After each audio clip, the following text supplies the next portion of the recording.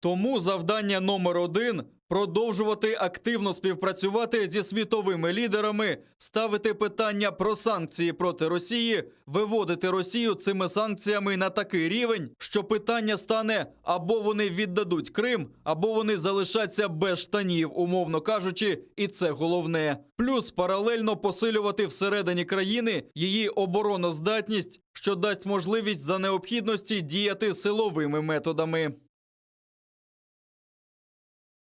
Ну вот президент Украины Владимир Зеленский в своем выступлении на 75-й сессии Генеральной Ассамблеи ООН сказал, что механизмы Совета Безопасности требуют совершенствования, чтобы ее члены, имеется в виду Россия, не злоупотребляли правом вето, одновременно нарушая суверенитет Украины.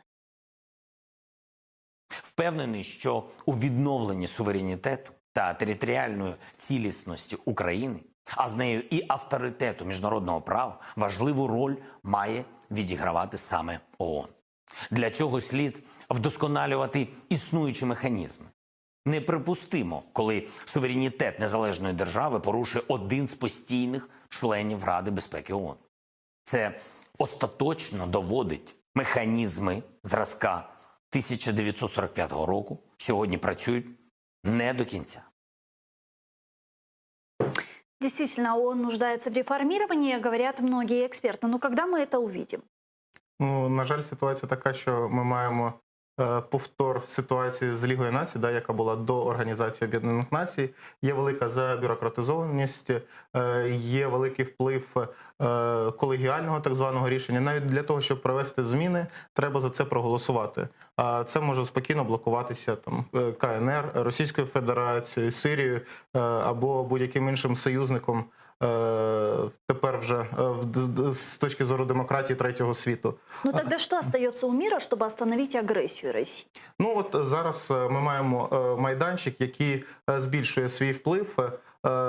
Зокрема, я маю на увазі Білий будинок, адміністрацію Дональда Трампа, який на початку свого президентства і під час передвиборчої кампанії казав про те, що Сполучені Штати не повинні втручатися в міжнародні конфлікти, ми будемо знижувати контингенти, але все-таки зустрів нерозуміння з боку електорату, і тому перед своїм можливим другим терміном він якраз вдарив на вирішення міжнародних питань.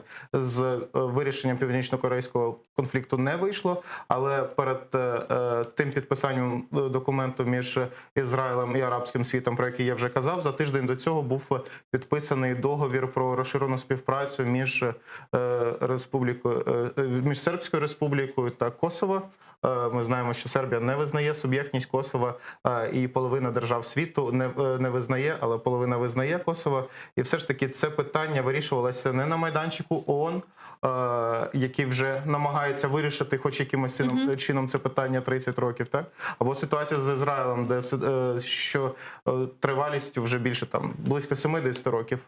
І це вирішується за рахунок міжнародного авторитету Сполучених Штатів, які має можливість посадити за стіл різні сторони, знайти точки дотику і таким чином вирішувати конфлікти в умовах, коли Організація Об'єднаних Націй і інші наднаціональні структури не можуть прийти до злагодженого рішення якогось.